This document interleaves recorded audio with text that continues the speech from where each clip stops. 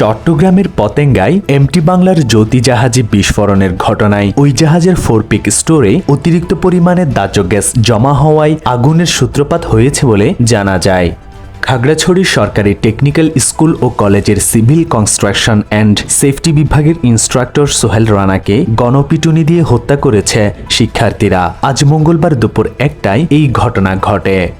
বৈষম্য বিরোধী ছাত্র আন্দোলনের সমন্বয়ক ও সহ-সমন্বয়ক পরিচয়ে একাধিক চাঁদাবাজির অভিযোগ পাওয়া যাচ্ছে চট্টগ্রামের কর্ণফুলীতে। এতে সমন্বয়ক পরিচয়ে শিল্পজাত উপজেলা কর্ণফুলীর বিভিন্ন মিল ফ্যাক্টরি ও কারখানায় চাঁদাবাজি, ভূমি দখল বেদখল, ব্যবসার নামে নানা চাপ প্রয়োগে নিরীহ মানুষের ব্যবসা হাতিয়ে নেওয়ারও অভিযোগ পাওয়া যাচ্ছে।